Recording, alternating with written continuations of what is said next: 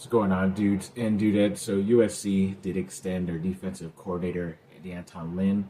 I don't know how long or how much more money he was extended for, but I think it came to the fact that his alma mater, Penn State, recently lost their defensive coordinator, so they were kind of afraid of him maybe jumping over there. But he's kind of more of somebody, if he's going to leave USC, it's going to be more for the NFL instead of just, like a move horizontally to another college team, even if it is his alma mater. But I guess even the head coach of Penn State was in LA once this extension did get official over the weekend. But yes, luckily USC was able to keep their guy around at least for another season, and we'll see what happens next year. But I think as long as they keep him and some of the other assistant coaches around, then I think they should be just fine. They could probably just promote one of those other guys to the main defensive coordinator, and they'll be just fine. And then they also hired their linebackers coach finally in the name of Rob Ryan, and that last name is pretty synonymous with NFL coaches because his brother Rex Ryan was recently with like the Jets and a couple other teams like that. He's a personality for ESPN right now. I believe their father was really one of the better defensive coordinators too in past NFL history. So these guys have been able to at least keep in step with their father, being some pretty talented coaches at their spots. And I think he was recently with the Raiders, so it's kind of a little bit surprising that he would want to jump down technically to college, especially to USC, but maybe he just saw it as a nice opportunity, and I don't know what he's really trying to do. I know Henderson, coach for the defensive line at USC, went from the Rams to USC last year too, and he's still sticking around, so maybe it's just better. Some guys probably prefer college in the end, coaching those guys, but overall, it's a nice hire. They got some more NFL talent in their coaching staff, so I'm not mad about that. And USC got some pretty good transfers, in my opinion. One guy that I think that could start right away is the safety, Bishop Fitzgerald from NC State. I know he finally got more of his playing time last season, but he did very good, especially moving around, being both like cornerback and safety, but definitely playing like the nickel. It's a little bit closer to the line of scrimmage, and I think that's what he's going to be doing for USC. He looks like he's going to be a plug-and-play starter right away, which is nice. But they're also able to get a wide receiver from Boise State in Prince Strachan. And, yeah, he hasn't really gotten that much opportunity. Did okay with some stats more this season finally. But, yeah, he's just a very tall guy. I think he's like 6'4", pretty athletic. So I guess they're going to try to run with like the Twin Towers out there with him and Jacoby Lane, who is also 6'4". But it's going to be pretty interesting. I don't think this guy is probably going to be starting right away. I don't expect him to unless he just blows everybody out of a competition. But either way, it's a nice depth piece, in my opinion. And then Elijah Page, the freshman for USC on the offensive line, was recently named a FWAA Freshman All-American, which is pretty cool. So congrats to him. After an up and down first year, he still got some recognition. So congrats to him. And then another football player made it into the College Football Hall of Fame, and his name is Dennis Thurman. I believe he was a defensive back when he played for USC also in their history, and one of the good ones too. So yes, very happy and excited for him and his family, so congrats, brother.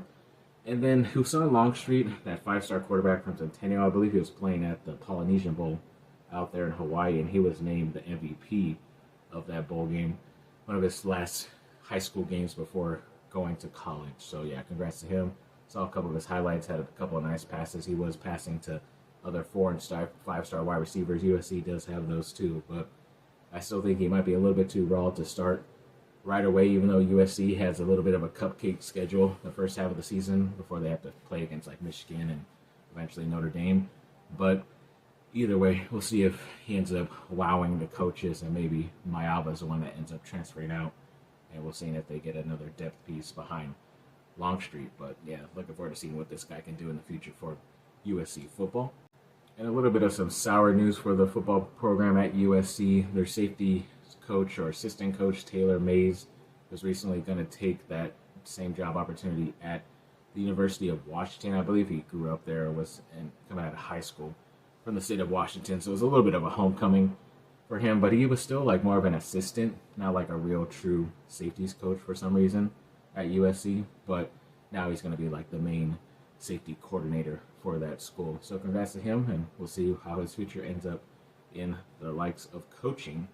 And then one player from USC's defensive back class, to Carlos Nicholson, was recently entered into the portal. I know he came from Mississippi State last season. Did okay. Wasn't as great, but still good enough. And I guess he has another year to be able to stay in college. And looks like he's going to enter the portal. I thought he was going to be cool coming back to USC, but I guess not. But either way, good luck to him. And yes, a lot of the USC basketball program has been going off. I know that over this last week, Juju Watkins was once again named the Big Ten Player of the Week on the women's side. And even when it comes to the points per game leaders, Juju Watkins is leading the women's side at 25.5 points. Kiki Iriafen is leading at number 4 with 18.6. And yeah, they're the only school with two women on that list when it comes to points per game. So as long as you have the more talented players, especially on the women's side, then you should be fine. So yes, looking forward to seeing what else they could do. And even their future looks bright too, because that 5-star player, Jazzy Davidson, recently scored 2,000 points, career points, while in college too. So yeah, congrats to her. It's looking very bright. So can't wait to see her on the roster next year. And then the 5-star player that's on there right now, Avery Howell, I believe she just recently signed an NIL representation at Disrupt the Game. I don't know exactly what that company is, but if they're going to help her out, make some more money off her name, then congrats to her. So yeah, always come to USC and you'll be able to make some money too while playing for a national title. And the USC women did have to play early over at Indiana this Sunday morning and got that victory 73-66. I think Juju Watkins threw in 22 points, leading them in that game also. So it was a little bit of a close game. I don't know how good Indiana is this year, but that is a pretty historic place to play out there. So yeah, congrats. They were able to get the victory on the road. And then the men's basketball team also did get a victory early last week, 99-89 against one of the more hot teams in Iowa at home. So congrats to them. I know they recently played I forget exactly who they've lost to over this weekend. I think it was Wisconsin, but either way, hopefully they can get back to their winning ways. An ex-USC player, Onyeka Okongwu with the Hawks, recently is the first Hawk player to ever put up a 2020 game off the bench. He had 22 points and 21 rebounds also. So yes, congrats to him, and hopefully he gets some more playing time because he's playing very well.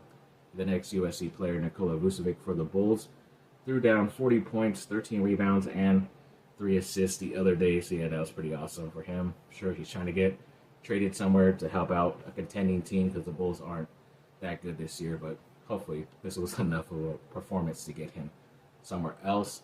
And the USC women's tennis team, I don't really talk about them, but they did take down the number 7 Texas team 4-3, and they improved to 1-0 to start the season. I think they're already 2-0. So yes, a nice victory to start off the season against the University of Texas. So I am not mad about that. And then yes, congratulations to my cousin Jacob, who plays for Hart High School, the quarterback number 2. I believe he was recently named an All-CIF selection for his performance in his junior year in that area or county. So yeah, that's pretty cool, getting recognition from California. So that's how it starts, and then it's going into his senior year. So hopefully he can stay healthy, and we'll see what his future holds out. So definitely looking forward to seeing what he can do next season.